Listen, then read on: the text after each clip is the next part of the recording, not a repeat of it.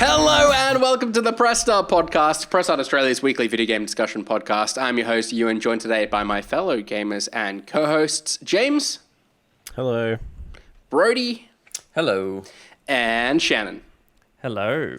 On the show today, we're going to be talking about everything shown at this week's PlayStation Showcase, including Spider-Man 2, Metal Gear Solid Snake Eater, Alan Wake, PlayStation's Project Q, Assassin's Creed Mirage, and more. But first, it is the topic of our show today. There's enough in it, I think, that we can discuss it for the full runtime. But I want to start with your overall impressions of the showcase. We had lots of expectations going into it. We did our predictions last week. Shannon, you, however, weren't able to be on last week's episode, so I'll come to you first. What was your expectations going into this showcase, and did it meet those expectations ultimately? I think my expectations with it, I feel like from the last two PlayStation showcases, I feel like the first one in particular was more about the PS5 launch and those initial year or 18 months of games. And I feel like they've pretty much cleared that slate and released everything, ending with God of War Ragnarok. So I feel like I was kind of expecting them to load up again, and the expectation that they had set of it being an hour long probably built expectations up more than they should have, just because we know of things like The Last of Us factions and Horizon's multiplayer, and we know that there's a lot to be announced. It's just a matter of when. So my expectations were high. Yeah. I don't think they were met, but I don't know if that means it was a bad showcase or I was just wanting more from it. I think it was a different showcase for them. Yeah. Brody, what about you? We were up pretty early for this, 6 a.m. It's never fun getting up bright and early like that. What did you make of the showcase?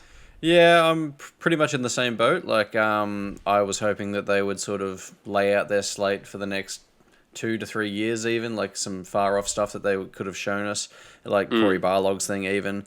But it seems based on today, their strategy that sort of built them up to what they are now is not maybe the way they're going to be going. I think they'll still do the single player stuff, but there's definitely a presence of those live service games as a service type games. We saw Marathon, which looks like it'll be that way, that Fairgames game out of Haven Studio. So it might be sort of a little bit of a changing of their strategy that we're sort of seeing, which I'm not necessarily all for. I'm not really It's a super odd one, isn't it? Because they have very much made a name for themselves and had a lot of success doing these big AAA single player kind of focused narrative But games. I thought about it, and we don't want to get into it too much, but we can still know and expect that they're going to deliver that for the games that we I guess it's they've got enough of those, and everything else they're adding to their slate is kind of appealing to a different market, maybe. They saw Marvel's Avengers fail, and they thought, we want a slice of that pie. Yeah, so it was a lot. It was a lot at once, for sure. Yeah.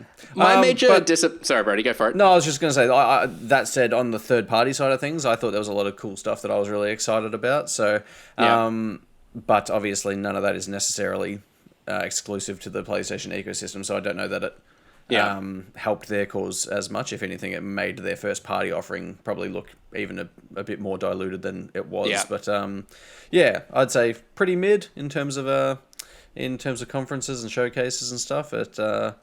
It makes Xboxes in a couple of weeks now pretty interesting because they've got a little bit of a chance to strike now, maybe. Yeah. Well, I'm going to give you an opportunity to get into all the individual games.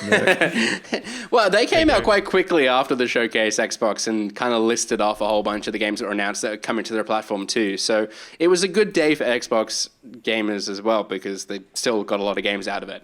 I was going to say my biggest disappointment of the day was obviously not seeing any Last of Us factions. This seemed like the ideal opportunity to present that game. The fact that it wasn't makes me think surely Summer Games Fest, the showcase, whatever that showcase is called, but the kickoff for that, I'd imagine that would be the moment, and at least there's a history there with Naughty Dog, but I really thought we were going to see it this morning. What about yourself, James? Your kind of overall impressions? It's a pass for me. A pass, okay. A C, a solid C. They showed Keely put out a poll today, and I think I graded a C in his poll. Right. No, I don't know. I feel like this gen has been kind of shit in that not shit. Like, there's been some really good third-party stuff.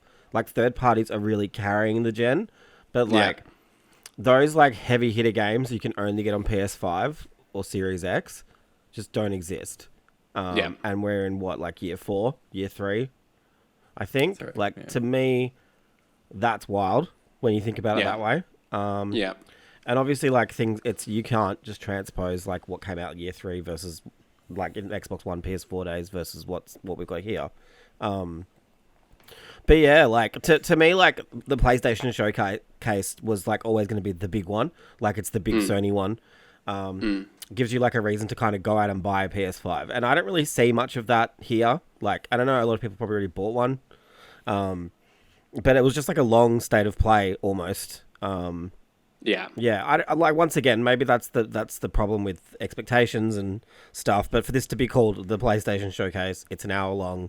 You do expect more from that, in my opinion, because that's like and that, like you guys have said already, that is so the space that Sony occupies. I think everybody will say, like, if you really like your single player stuff, go for a PlayStation.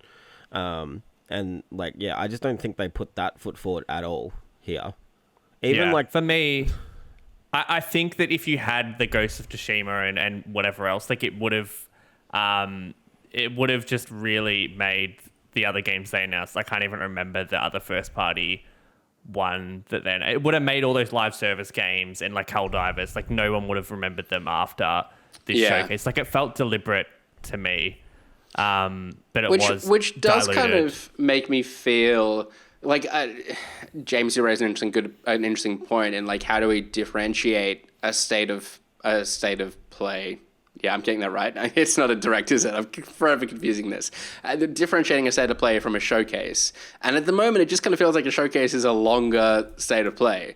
Whereas I was kind of, in my mind, I had it more of those kind of banging tentpole sort of first-party titles. Had been better, for sure. Like, we had... But maybe this is the pivot that they're and... now making. Like, maybe the showcase is kind of for diehard PlayStation fans, and the Ghost of Tsushima, the God of War, The Last of Us, we see that when everyone's lumped in together as something Keighley does. Like, maybe that's their kind of approach, but... I feel like that's just you holding out hope for The Last of Us in a few weeks. It's got to be around the corner, surely. I feel like that had to be here if it was going to be this summer. Like, there's nowhere else you would choose to have that than But they said we would hear more about it this year. And, like, what other opportunity other than, like, the Game Awards in November? December, if they bring it back. Unless there's, like, if you're going to do that, though, you would announce that today, surely. That were done in advance. Too busy showing Gran Turismo trailers. Maybe. True. Oh, God, that was a real low point. All right, well, let's get into the games then specifically. We did talk about the first-party games, talked about kind of games making full use of the PlayStation 5 hardware. There's been few to do that, but I feel like Spider-Man 2 is going to be one of the first to fully leverage the hardware. Like, certainly got a feeling for that moving through the city with a quick traversal that was in the gameplay clip. Shannon, I know you've been a big fan of the Spider-Man games that have already come out, be it the original or Morales. How excited are you for Spider-Man 2 having seen this latest deeper dive in the gameplay? Really excited. Like, I was worried about, like, where they would take it and where they could take it, given, like, we just had Miles Morales and that did a few things to build on the original, but not a lot different. But to me, like, this looks totally next level. Like, it's still Spider-Man, but, like, there's enough new abilities and things like the slingshot. Like, it looks to be taking advantage of the PS5. It looks like there's a lot of new abilities. A lot of the set pieces that we saw looked just totally different to anything that we've played in Miles Morales or the original. So I'm super keen. And yourself, Brody, I know you're also a Spider-Man fan. Yeah, I'm in a similar boat. Like, I don't know if I like the idea of them, like, piling in a bunch of villains again, like they did with the first one. I'd rather them almost focus on one or two. But I think we saw at least 2 or 3 in the mix, and I feel like they're going to take a villain twist with Peter with the symbiote suit and all that sort of stuff. So I hope they don't make the mistake of getting too busy again in, like, the third act or something like that. But to what Shannon says, like, all the new abilities and, like, the symbiote abilities, like, I was a bit worried about how they might mix up combat and stuff like that, but it looks like they're doing plenty to at least try and separate itself from the last two games. So, yeah, look, I'm pretty keen. The only thing I'm surprised about is that they didn't set a date, which makes me think it might not be September, which was sort of rumored. So it sort of pushes out to that later part of the year. They kind of gave us a release window in case you missed it, which was fall of this year. So that's our spring. So kind of before end of November, we would hope. I reckon they just want to see what else is hitting in that period and then choose a date accordingly. Yeah.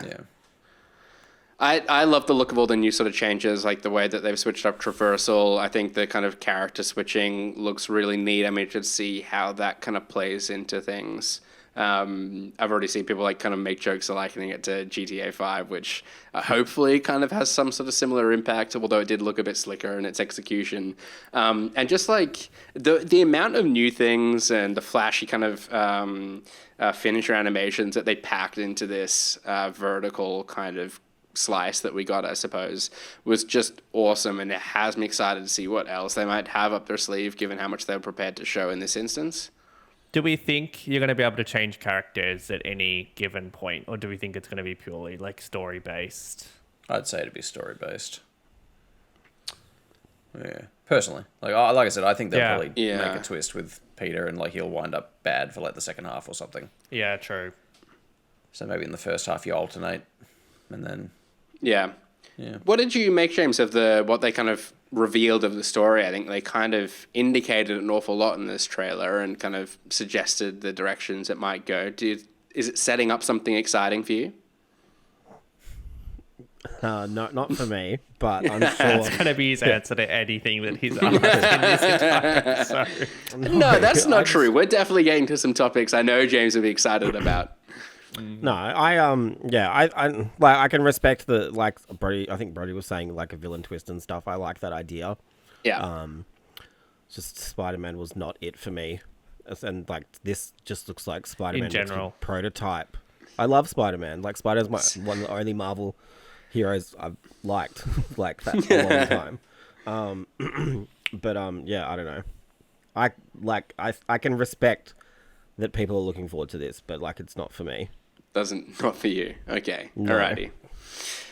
Well, I'm excited.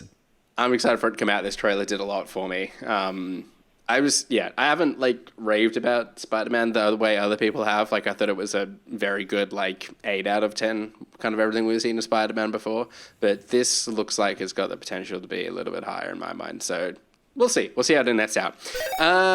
Next up, though, I wanted to pick your brains on Project Q, the much long rumored handheld device capable of streaming supported PS5 games at a 1080p 60 FPS on your console.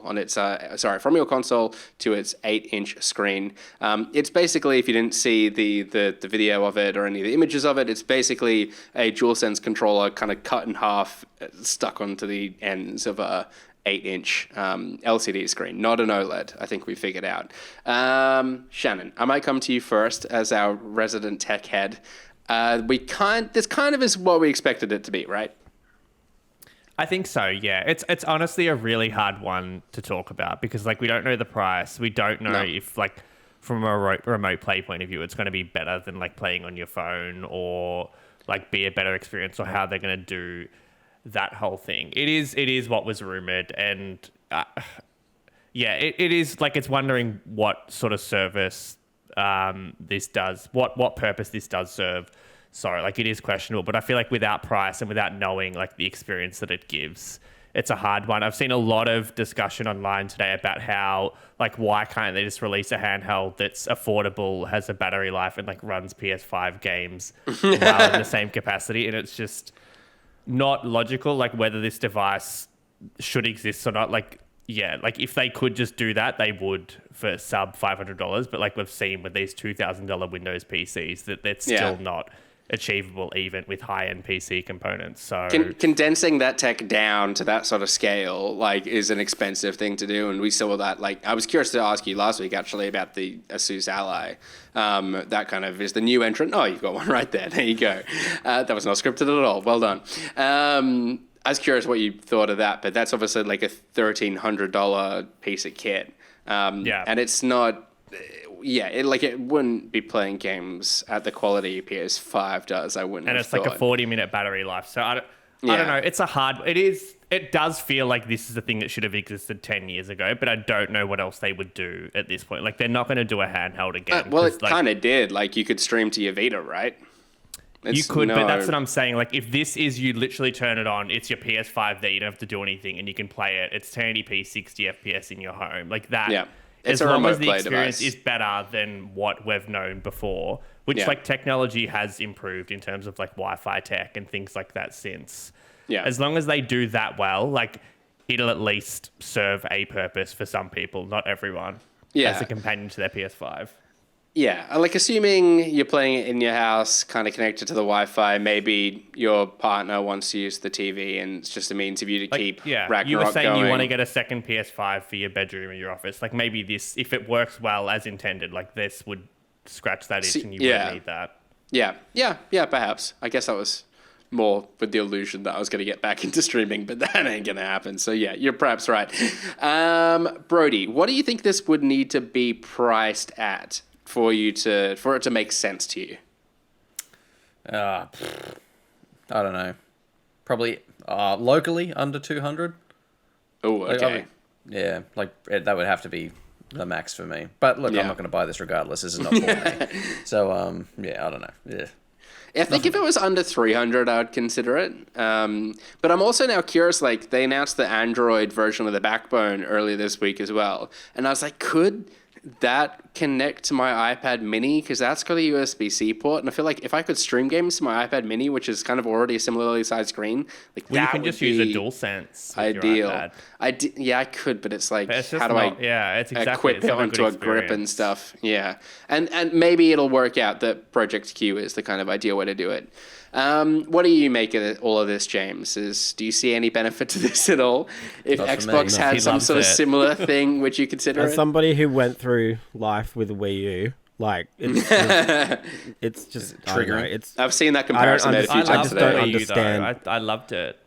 That's Yeah, I just know, the but you difference love between us. If it experiencing was games like on tiny if it was a screens. But, controller like, that could work with a PS5 with like a second screen, like inventory sort of thing or whatever, that would be really like a neat. DualSense. Like exactly like a Wii U. if Yeah. it worked as like a second DualSense, Yeah. I mean that would mitigate the price because I'm sure like It's got all the a same DualSense is, what, functionality. like $100. Yeah. Chuck a screen literally in the middle of one. Like I don't know. This was how I was trying to do the math this If you morning. like, I was like, if you like extrapolate from there, like I don't know, I'm sensing 300-ish. yeah. Well, yeah. a controller I just is think what, the use $100. case You here- cut it in half. That's like $50 worth of labor. Yeah, a screen yeah. you could get on AliExpress for $100. Whack that in the middle. Cool. And that's exactly how they're being manufactured, I'm sure. Yeah, definitely like not for me. I can respect there are some people who want to play games like So on your diplomatic. PS5 on a tiny screen, but yeah. I tell you, Not my vibe. I hope the back end of this podcast has you more excited. But we'll see. What about the earbuds, the PlayStation earbuds? Could you be Like about their those, James? earbuds, like when you're excited. Everybody, yeah, I don't know, like cool, I guess. James was Yeah. using an Xbox 360 chat headset on the podcast until a week. No, that's not true either. I don't until know we what. started doing video. What are you using Yeah. at the moment? Are we going to be bleeding? The Pixel Buds that came with my phone. Are they in your ears?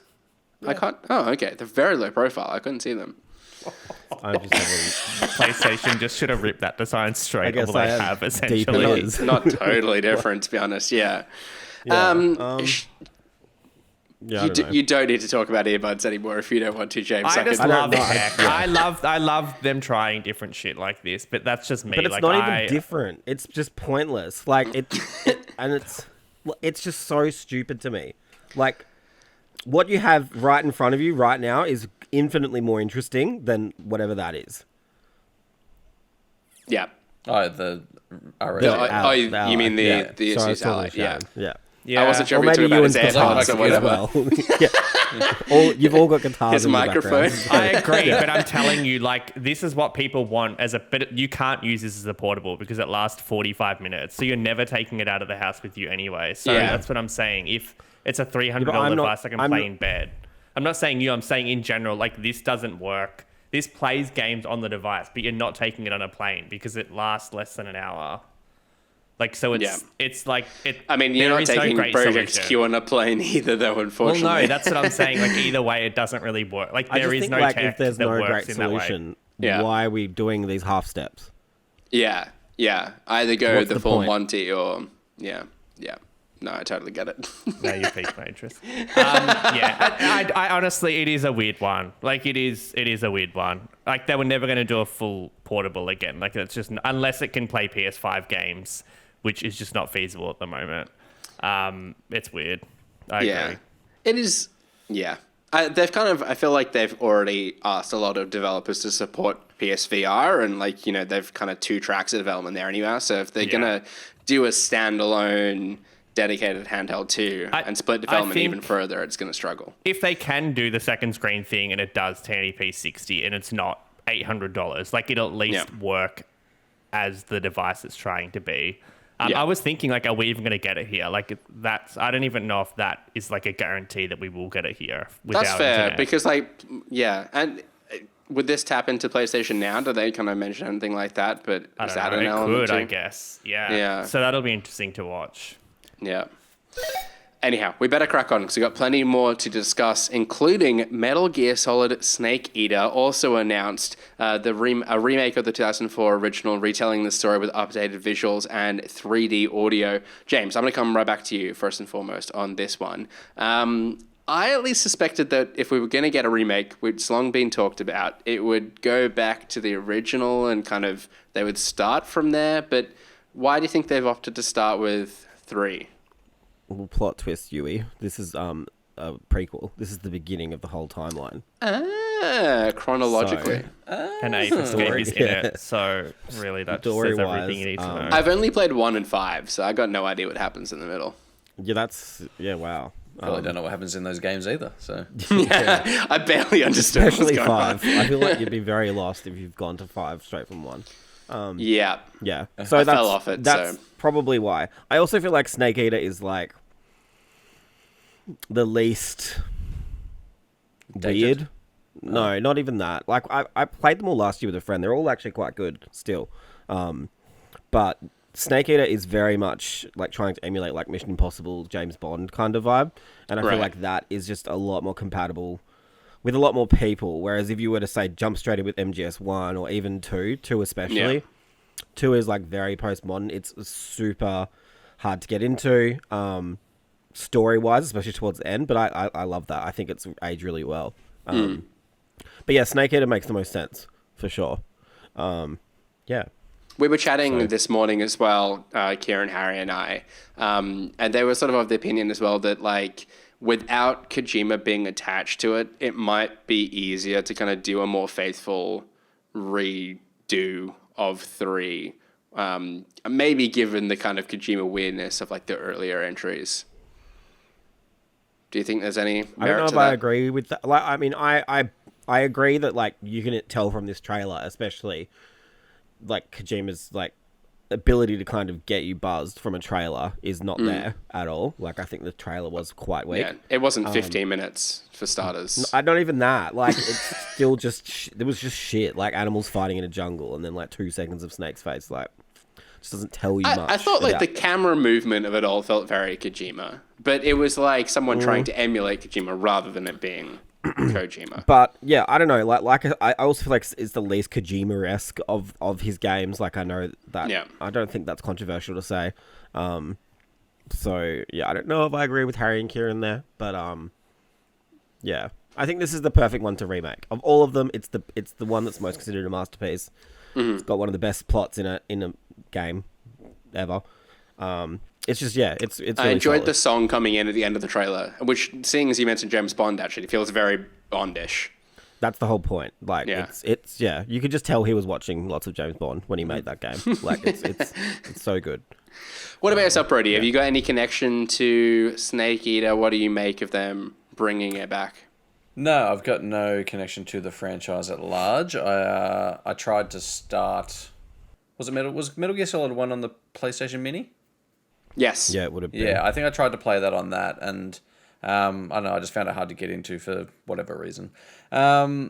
But look, I'll probably give this a go. If not this, I might try and play the original on that Master Collection that they announced as well alongside this, which obviously releases the first 3 games in a bundle. So, yeah, I'm keen to give it a go. Like, so would you recommend, James, to start with 3? Like, if you had access to them all, or would you go through as they were released? It's hard, hey. Like, I don't...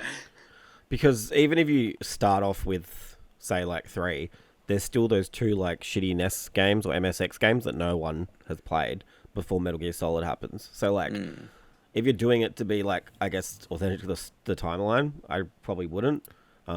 There's so much that happens. No, do you know what? Start with this one. It's fun. I feel that's why they're making this, right? Because, like, they want people to not feel overwhelmed and just start from the start, essentially. Because even MGS1 is like that. It talks about the stuff from the games from the 80s quite a bit. Whereas with Snake Eater, it is just fresh. Like, there's no baggage. There's nothing. It's all just let's go forward, see how this person becomes who they become. And that's kind of a wink, wink, nudge, nudge, like that whole Anakin, Darth Vader kind of situation, like in episode 1.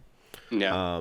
But even so, like, that transition isn't complete until MGS5. So, like, you can play 3, I think, standalone safely, for sure. And it's probably the best way to start.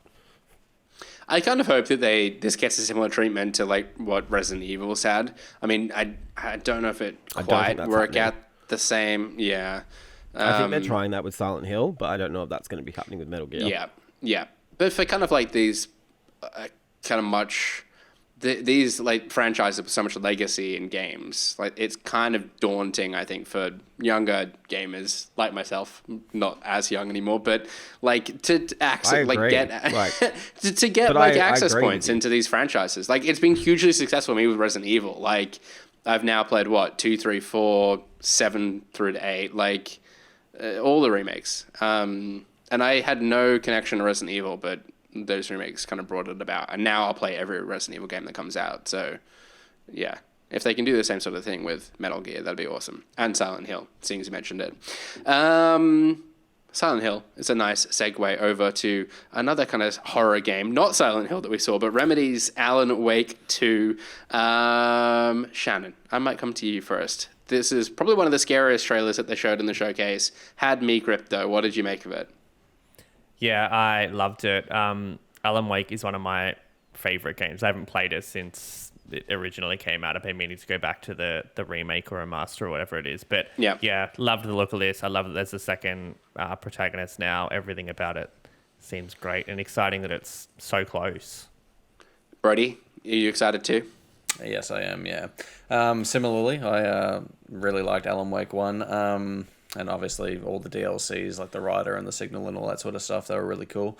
So yeah, I am very keen for this. Similarly, I also like the twist in that we're going to be playing as someone else, at least for the first part, maybe. Whether it's throughout the whole game remains to be seen. It might just be a prologue type thing, and when they find Alan. But yeah, very keen to see where they take this story, and awesome to see Sam Lake in the game.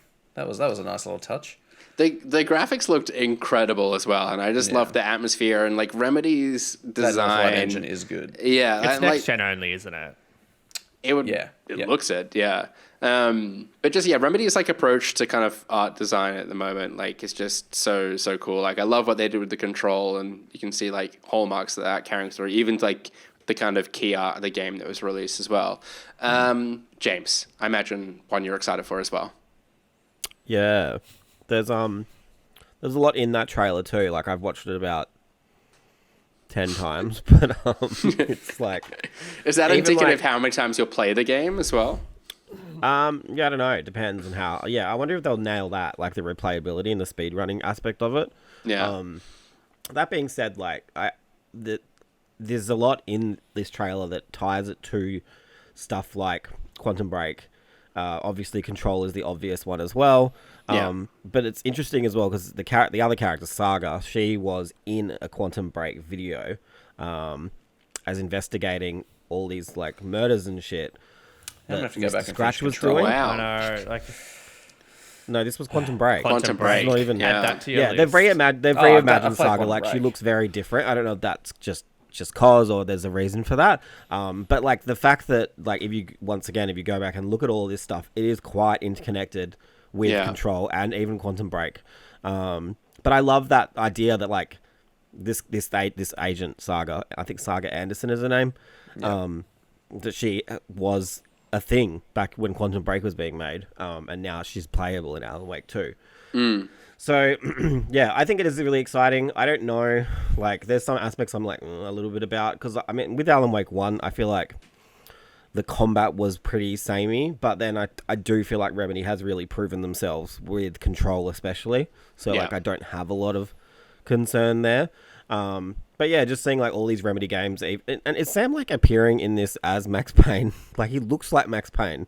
Like I don't know if that would the be vibe. a twist. But, like I don't know if they're trying to like connect all their games, but like he wasn't FBI though, was he? He was NYPD. I can't. No, I don't know. I can't remember. I haven't played Max Payne for a long time. But yeah, like connecting Quantum Break, Control and Alan Wake all together is really cool. Even stuff from Control about this town called Watery, which is kind of like the Shelbyville to Night Falls. Like, do you know what I mean? Like it's the city over the lake that has a cult, and then that cult is in this trailer. Bright Falls and Night Springs. Yeah, it is. Like that's what they're pulling from. Like there's so much you can just tell that they've written this world. And this cult that was mentioned in the files of Control is probably going to be the bad guys in Alan Wake 2. Like, that to me is really cool. Yeah. I feel like they're going to be the kind of connections that someone's going to have to explain to me. Like, I can't imagine they're going to be, like, all that pronounced in the game. There's just, like, little nods and winks here and there. I think the beauty of that, though, is, like, I can play that and be like, oh, this is really fucking cool. But you can still play that and get all of that. Get that, like, this is just a cult and they're scary and stuff. And like, that is still satisfying to you. Whereas, like, say, do you know what I mean? Like, it works on both levels. I think they even said that just about Alan Wake 2 in general. Like, they know a lot of people haven't played the original, and, like, this is, like, might have played Control or maybe Quantum Break, less so. Like, I think they want to make this accessible, but then obviously it's been decades in the making. Well, and the remaster came out not long ago as well, like 2 years ago or something like that, so I would hope that I can find the time to jump in and play that prior to Alan Wake 2 coming out. It's quite short from memory, isn't it? Like, you can smash through it. I heard some of the DLC was short, but I don't know about the core game. The DLCs are maybe like an hour or so each. Yeah. The middle drags, but it's pretty short. Okay. But we think, like, combat-wise is going to be quite different to Alan Wake, don't we? Like, from what we've seen and just remembering Alan Wake, there's no flashlights in Alan's flashlight bits. and pistol. There's some stuff in Saga's stuff, but, like, all of the Alan stuff, it looks like it's very different, which I think is cool. Yeah. No, excited for this one. You've got me wanting to go back and watch that trailer again as well, see if I pick up any of those.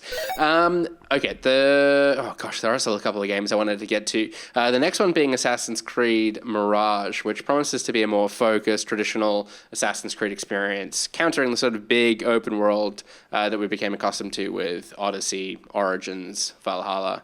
I thought this trailer kind of felt more stripped back as well, and maybe not as kind of showy as we've seen previous Assassin's Creed trailers been, but it's certainly indicative of the kind of direction, I suppose, that they're taking the game more generally.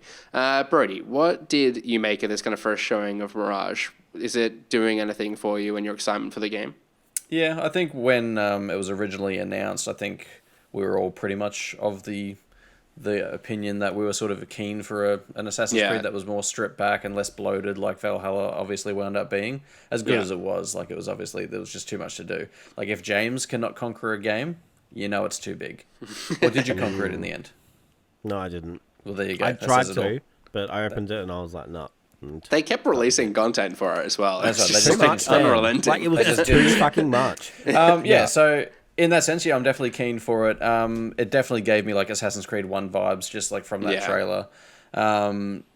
Keen for this protagonist. Like, I as I said, I didn't really play Valhalla, so I don't really know much about him, but definitely eager to see what that's all about. I like the renewed focus, I guess, on like the simpler combat, obviously stealth being a bigger part of it now. And I think they've added a bit of stuff to the parkour systems. Like, I think they've got like pole vaulting and pole vaulting and stuff, which looks really cool. So yeah, it's my bag. Yeah, no, this does a lot for me as well. I'm much more interested in that kind of focused experience. James, Basim, who is the kind of protagonist for this, he was in Valhalla, wasn't he? He was. Yeah. And it's he plays a really interesting role, especially in the late third of the game, I guess. Yeah. Which is like, I'm sure they're going to touch on it because this game takes place before Valhalla, from what I understand, and that's like that's when he's like the least interesting to me. So like, I don't know. And it is like during the Crusades as well, why, like very much like ruin it. the original Assassin's Creed. I've got the time Yeah, period right. yeah. It's definitely closest. I do think like it makes sense to kind of go back to the beginning and kind of, it's almost like a soft reboot of like the game, both story wise and mechanically speaking. Yeah. Yeah, like I think there's potential here. I'm weary to get excited because like I just don't think Ubisoft can help themselves when it comes to just bloating an open world, and obviously like. Well, I think that's coming again, right? Like they've kind of already announced the Assassin's Creed games that follow on from this one. I feel like on top of that, like the open worlds are coming back. This is just a bit of a circuit There's room for breaker, both. for Like lack they're of a better quite term. different. Yeah. Like Valhalla to like Assassin's Creed 2 and 3, for instance. For me, I wish it was maybe a little bit earlier. Like I thought this was going to be like a middle of the year game. I worry sort of in that October period is when things start getting really crazy and you have to really pick and choose, especially me, what you play. So yeah. October's always that. tough, and even like Alan Wake worries me for October. Like that game. Well, they're 5 days apart, aren't they? I think. Yeah, like Assassin's Creed is is a brand though that cuts through a little bit more, and like there's gamers out there that's one of a handful that they only play. So yeah, I'd be more worried for Alan Wake between the two of them, which is I am curious though, like if you're an Assassin's Creed fan but you don't kind of keep up with the news as closely as you might do if you're listening to this podcast, like do you pick up Assassin's Creed Mirage thinking it is more of that open world stuff, or like are you briefed ahead of time that it is? I guess the price is a bit indicative. It's just like not as big. It's just smaller. Yeah, it's I like think the sentiment has been pretty positive from what I've like. I don't think there's anyone that says Valhalla wasn't too big. Like it was just ridiculous. Yeah. No, you're very right. All right, the final game I wanted to talk about before I kind of open the floor, I suppose. Going back, we started talking about our impressions and our kind of concerns about the live service element. The show did start with a first look at Haven Studios' first game. This is the game that's the studio, that's now led by Jade Raymond, and their game is called Fairgames with a $sign instead of an S at the end, and it's a competitive heist live service game. I immediately kind of got reminded of Payday. Like, is it like if Payday was crossed with Watch Dogs, maybe? I don't know, that kind of vibe. Shannon, did the trailer do anything for you? Oh, it's so hard to say. Like I can't even remember now. Was it CG or was it in game or a bit of both? No. Like stylistically, Cinematic, it looked nice, and like Jade Raymond, I feel like she has earned her place in leading a studio. So I'll trust that whatever she puts out is going to be decent. But it's so hard to make a call. Like Payday's fun, and like heists in GTA are fun. So I feel like if it's capturing that vibe, it should be a good time. Again, it's just different from a PlayStation studio than what we have come to expect. But yeah, I feel like PlayStation has decent quality control, so hopefully it's good. Yeah, it's funny how like this kind of format of game has like suddenly bubbled up as well, like the kind of extraction idea, or like, I mean, competitive heist game. Like I assume like you're going up against other squads and like trying to be the first to steal something from a building. I think they described it as being kind of like Robin Hood-esque, like you're kind of going after the mega wealthy, that kind of thing. I'm almost imagining like Hitman style scenarios in which you're like got a target. Do we think this type of game is going to be free to play? Because I feel like that just changed. It almost has to be, you would think, right? Yeah, I don't know. We would have said that about Destruction All Stars, and here we are. Yeah. Like, it's just giving that. I feel like free to play is a huge risk at this point, because like I also think like it's like in a year where Payday 2 has been not a leader, but obviously it's got quite a dedicated following who are still playing it years on, and Payday 3 is hitting this year too. Like it doesn't really, it's getting crowded already for like a niche market. Yeah, I feel. But yeah. Look, yeah, I'm prepared to see how this one continues to show, but I can't say it's like one I'm hankering to play at this point. It might be the kind of game like if we got like a preview of it and the four of us got to play together, I'm like, okay, I get this. Like I see the fun in playing this as a squad now, but yeah. And we're just moving into it. Very I much think on we the spoke fence. about it with Zelda, like TikTok and like these viral moments in games are becoming such a huge moment. So yeah. Well, if it can capture that, that might work really well in its favor. But yeah, I sort of feel like if it's free to play, you're really reliant on it working and like capturing an audience and them kind of investing in it long term. Yeah. And I worry maybe not about free to play. like the But budget of maybe, something like- like this would be substantial. I'd worry that like maybe it needs to be more of an Outriders kind of style thing where it is live service, but you pay the kind of full price up front. Or it's on deluxe, like whatever the high tier. Sure. Yeah. And that, at least they're getting their money that way. Something like maybe they're just going to do different things for all of these games. I don't know. Yeah. Bro, do you got any thoughts on this one? No. No. Okay, cool. Why don't I ask you then, more generally, what have we not discussed? What else stood out to you in the showcase? Foam stars. No. The one honestly, we're all joking about this morning. although we just spent like maybe 2 minutes shitting on extraction shooters, I actually like have a lot of time for Marathon that Bungie obviously announced. Mainly because it's just got so much fucking style. Like it looks so cool. Like the art style is awesome. The music was awesome. I think if I'm going to guess what sort of game it's going to be, like I think it's probably going to play like Gambit, which is obviously a mode that's in Destiny. So if it hits on that and it has the same sort of style and like Bungie's like really tight brand of gunplay, then it could be one that I sink a bit of time into. So that one for sure. And if I were to pick a little indie, because there was a lot of good indies, I think. Please do. Probably, I don't know how you say it. Is it Neva or Never? That one that's coming out of Devolver. Yeah. That looks very Studio Ghibli-ish. So yeah. Couple of good ones, I think.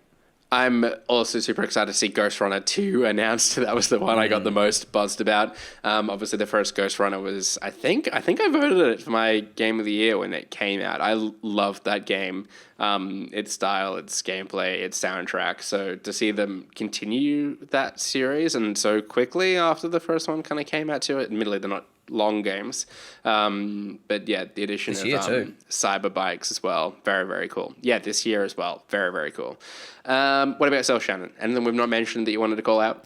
I think Concord by Firewalk, technically it's a first party game. Like it's a PlayStation studio now, and whilst we didn't get to learn anything, I think it's been missed a lot. I don't think a lot of people realize that they were a first party studio now. So obviously that's one to keep an eye on. Again,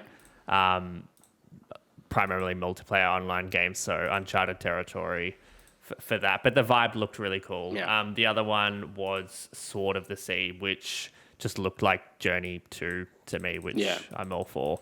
That is that game company as well, isn't it? Yeah. As in, like, the developer that made Journey. Yeah. No, it's not though, is it? It's like not? It's Okay. Giant It's Squid. It's weird. the art director. Yeah, the no, art it's not director, weird. It's that's just right. a different company. Did that game company announce a game though? Am I No. I think imagining it's that? just that. Like like it looks like Journey, which is why you would assume that. Right. Okay. Yeah. James, what about yourself? Anything we've not mentioned you want to shout out? Ultros looks good. Ultros. Yes. Good pick. I'm a big fan of anything Metroidy. A psychedelic sort of Metrovania looks sick. Yeah, I hope so. I hope it actually is. Sometimes they look like they are, but they're not. You know. Yeah. And then like Dragon's Dogma 2, I think looks really good, really solid. Like I'm surprised that they've moved obviously to RE Engine. It came out years ago on 360, but it looks the same. Like not in a bad way. Like artistically, like from the art direction and stuff. Like they've done a really good job of making it looks like Dragon's Dogma. Like you can tell if you've played the original. Yeah, I think that'll fly on a lot of people's radars. I think it's going to be early next year, though. I don't think it's going to be this year. But yeah, like it's the DMC5 team, and they did a really good job with DMC. So yeah, it's exciting. Sorry, Shan. The only one I was going to say is Helldivers as well, which I don't think I played the original, and I think this one is quite different. Like it's third person behind the shoulder. Again, not what we'd expect from a first party, but looks decent enough, I think. The only other one I'd say as well would probably be Synapse. Cat Quest. I think Synapse looks really The cool. VR game? Yeah. Yeah, it's probably going to be the first reason I have to unbox my PSVR 2 that I've got under my bed at the minute. So It's very control-y, isn't it? yeah, it gave me those vibes.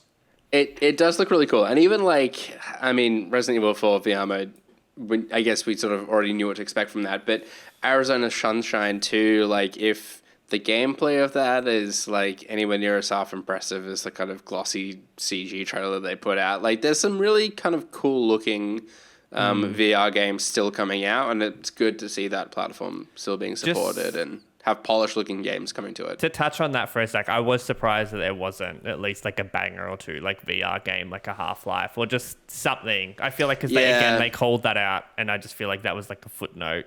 Like cool stuff, but nothing you would run out and buy one or unbox it as Brody hasn't done yet. Yeah, Half-Life Alyx coming, I thought was a shoe-in actually, but alas. James, we didn't get to mention it either, but separate to the showcase, Mortal Kombat 1 being announced. Surely that's one you're buzzed about as well. Yeah, I'm not sure. I'm a bit worried about some aspects of it, but overall, I think it looks pretty good. What do you think about the cameo system? Well, like, this is what I hate about this. They always do this as well. Is like they do this CG reveal and then like they dump a press release with all this information, but then you have no gameplay, No so you frame of don't know. reference Like, for it. yeah. So I've no way of like kind of telling what this looks like. Yeah. Because so it in one of the could be leaks, cool, like Johnny Cage is a cameo fighter, and does that mean he's not in the game playable? Like to me, that is a bit weird to think. Like we're rebooting this game with this that has this really rich lore and rich history, and I would say argue solid 8 main characters. You know, like the original characters from the first game, and one of them might not be in it. Like that is very confusing to me. But Jean-Claude Van Damme is, and that's all that matters. Well, yes, because you know he was meant to be Johnny Cage. I know. Originally, The muscles from Brussels. That's a cool thing.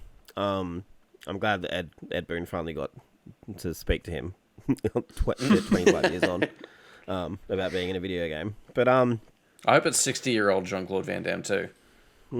yeah, probably. No, it'll be de-aged, just like they did with Shang Tsung last game.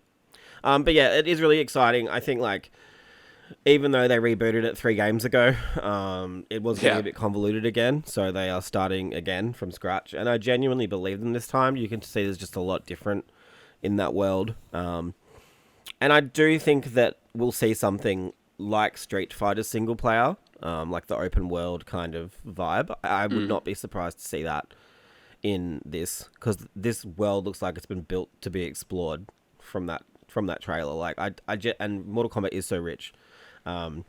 Without knowing anything about the last few games that they've done, would the reboot be worked into like the story? Like, do they have like universes or a multiverse type thing where they will? Well, depending on what day you ask Ed Boon, he changes his opinion about it. But like, What do you say? I feel like At if the end you of want 11 to keep things simple, don't introduce a multiverse. It's a bad idea. yeah, I don't think they will. I think like at the end of like 11, they killed this time god, and then someone else became a god, and this is the world they created. So like, I think we're then just sticking with that world, and that's it.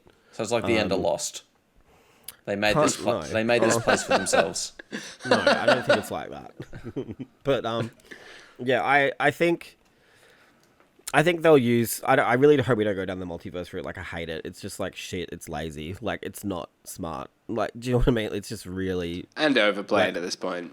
people can die, but then like, oh, another variant of that person is here. I'm like, it's like it just takes all. It's just like so uninteresting. I really hope they don't do that. I know they've got multiple timelines and stuff, but like it's just different. Yeah, I'm excited to see more. I wish they would show us more quicker, but obviously, I think it's only like a week away now, maybe 2 weeks. But yeah, keen to see how that all plays out, because Mortal Kombat hasn't been a tag fighter for a long time. So it seems to be pretty dramatic. Good year for fighting game fans too, right? Like that is. It is. For like the next 12 months, I suppose. Yeah. They've kind of like, Tekken, I don't know about Tekken now. Like, Tekken looks like the same as all of them. Just like better graphics.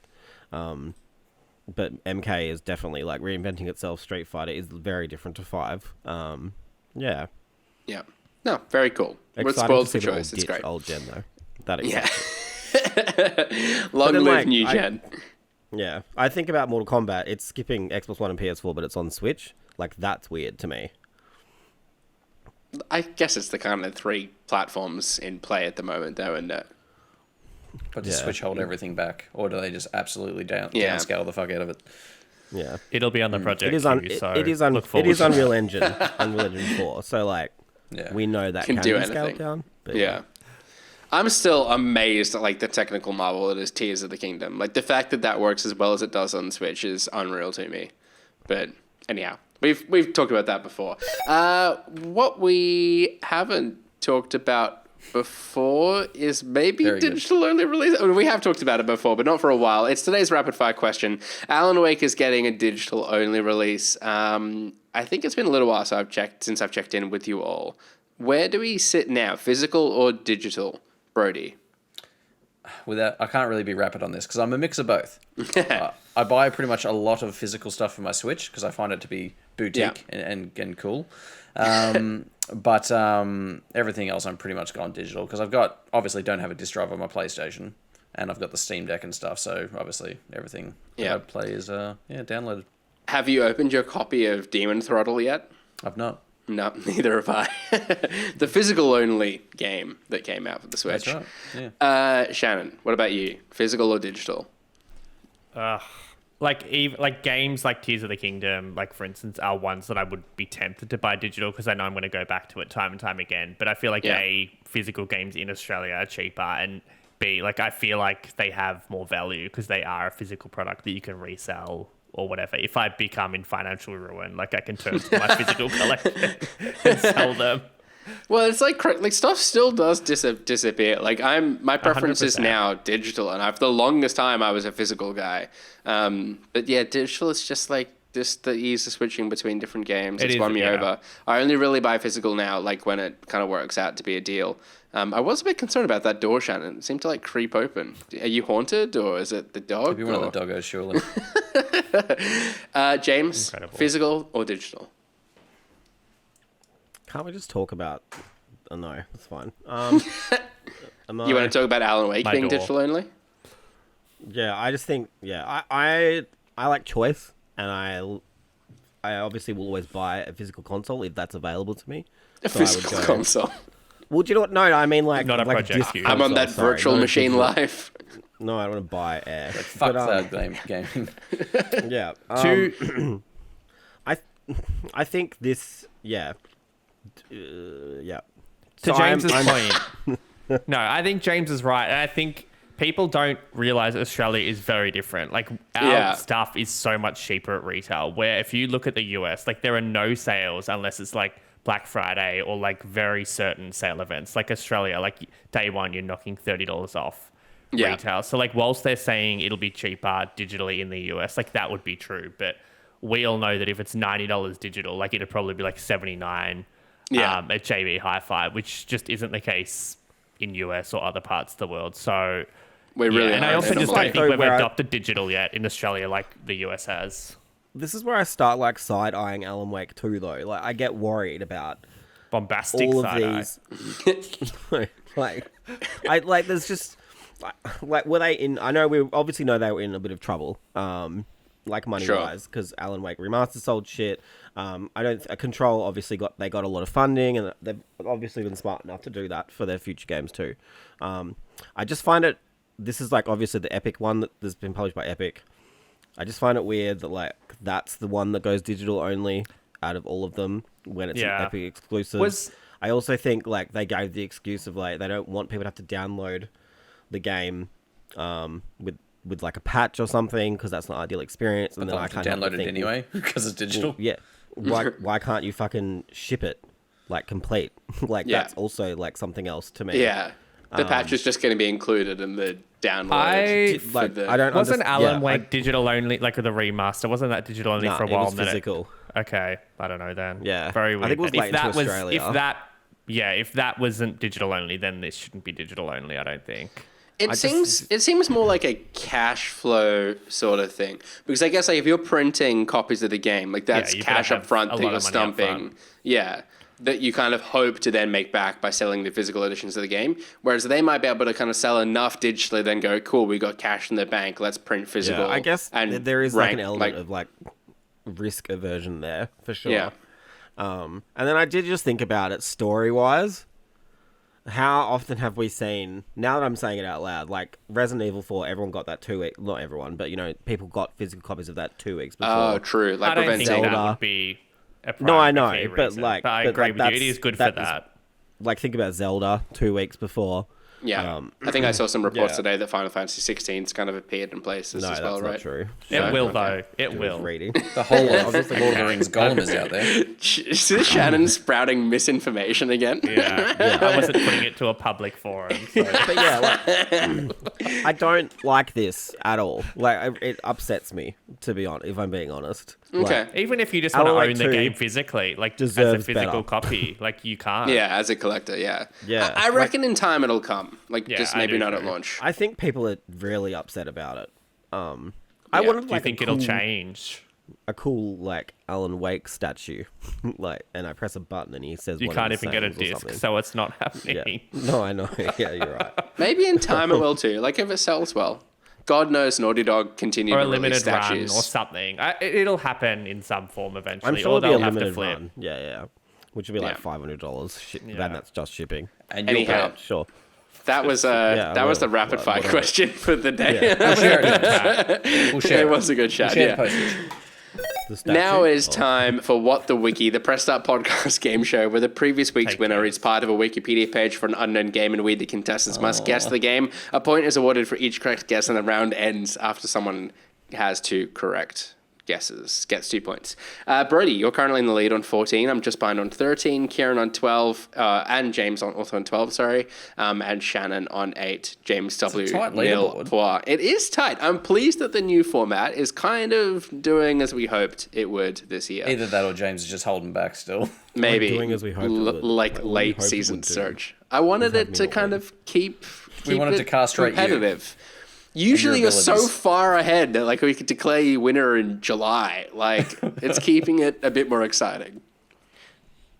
It's fine. Anyhow, for James game Wood. number I'm 1. sure James's fans at home are pretty upset about it, but Yes. Yeah. Thank you again, Random Game Generator, for supplying the games today. The game is a role-playing, open-world video game. The player is free to move around at will until they enter into combat. Combat gives them a number of action points to move, fire, check their equipment, reload, and the like. Combat and completion of jobs or quests reward the player with experience points, Shannon. with which they... Shannon? Fire Emblem. Not Fire Emblem, I'm Brody. sorry to say. Brody. Wasteland 3. Not Wasteland 3.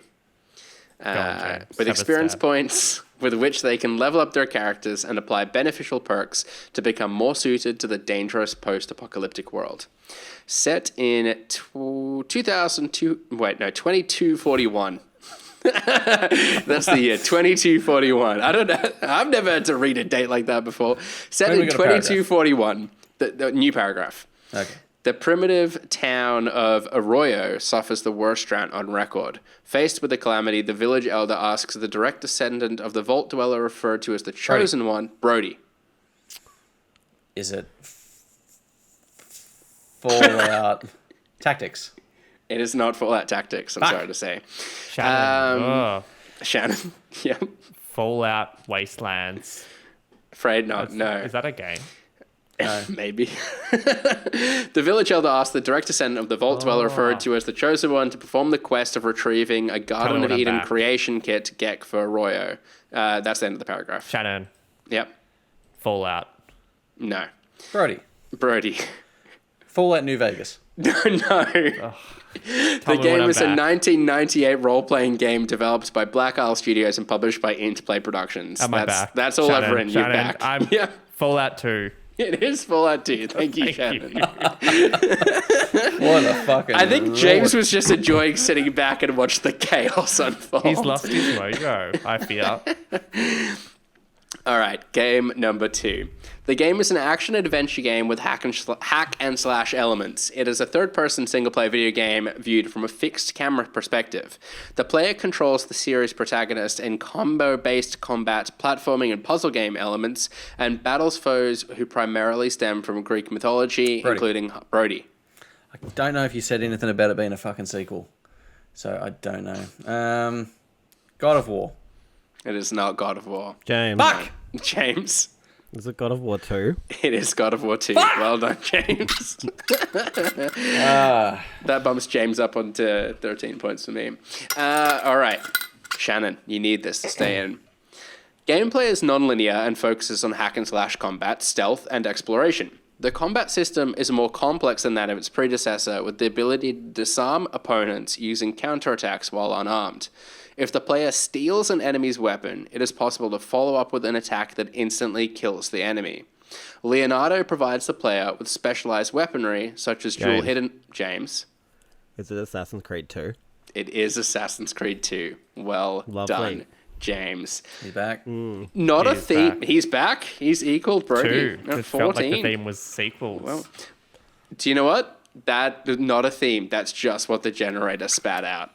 Who would have thought? The generator knows what it wants. All 2s. Speaking of 2s, if you just add 1, you can see our Golem review on the site. I thought James was going to say, speaking of 2s, I got to go. I just shouted.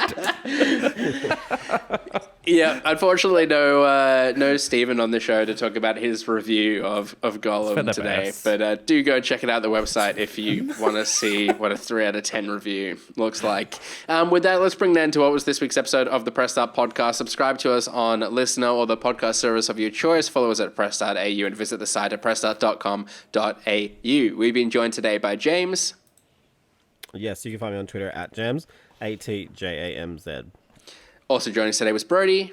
Yep, you can follow me on most things at Brody_DG. And off to do a number 2, it was Shannon.